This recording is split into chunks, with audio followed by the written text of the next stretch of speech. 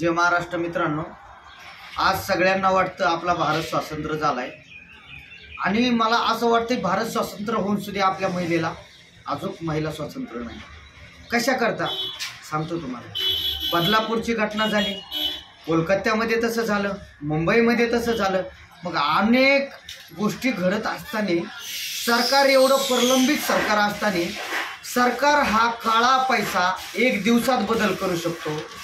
सरकार आपली सत्ता स्थापन करण्यासाठी एका रात्रीत एका दिवसात 12च्या नंतर सरकार स्थापन करू शकतं. मग सरकार एका दिवसामध्ये एका नराधमाला पकडून फाशीची शिक्षा का देऊ शकत नाही? आज आणि सरकार सांगण्याची गोष्ट, सरकार लोकांना न कळता पाठी शपथविधी करू शकतं.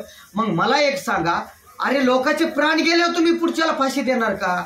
अजून किती महिला, किती अन्याय अत्याचार होत द्यायचे. माझ्या महिला खूप प्रकारचे आज घाबरट व्हायला लागले बाहेर निघण्यासाठी. माझी महिला कुठं आणि काय स्वातंत्र्य महिलाला दिलाय? काहीच नाही दिलं. सरकारला मी एवढंच आवाहन करतो की सरकारनं कठोर कारवाई केली पाहिजे. आणि सरकारला परत एकदा आवाहन करतो की सरकारनं जर याची दखल नाही घेतली तर महाराष्ट्रामध्ये येत्या 6 तारखेपासून मी अख्ख्या महाराष्ट्रामध्ये फिरून सरकारला याची मोठी झुंज द्यावं लागेल. आणि तुम्हाला सांगतो, महाराष्ट्र पेटल्याशिवाय राहणार नाही. हे माझं प्रदीप घोडे यांचं ओपन चॅलेंज आहे. मी धाडस ग्रुपकडून तुम्हाला सांगतो, परत एकदा महाराष्ट्र पेटल्याशिवाय राहणार नाही. कारण जोपर्यंत सरकार त्या नारदामाला फाशीची शिक्षा देत नाही तोपर्यंत आम्ही अस्वस्थ बसणार नाही. कारण माझ्या प्रत्येक महिलेला भीती चालली. सरकारनं लाडकी बहीण योजना काढली, आम्हाला अभिमान आहे तुम्ही सरकारनं लाडकी बहीण योजना काढली.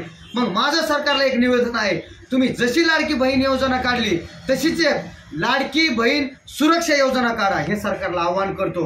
आणि मित्रांनो, आज खंत एवढी मोठी आहे की खूप मोठी खंत आहे की प्रत्येक माझा शेतकरी असेल, भाऊ असेल, बहीण असेल, सरकारला एवढं म्हणतो, जर तुमच्या अवस्था ही गोष्ट नसेल होत तर आता रक्षाबंधन आहे हे तुम्हाला देखील माहीत आहे. तर माझ्या बहिणीनं मला राखी बांधल्याच्या नंतर मी तिला चाकू वाटपाचा कार्यक्रम ठेवी. चाकू वाटप म्हणजे हत्यार वाटप. कशामुळं?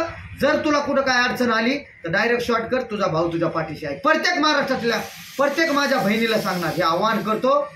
सरकारला एकदा इशारा देतो.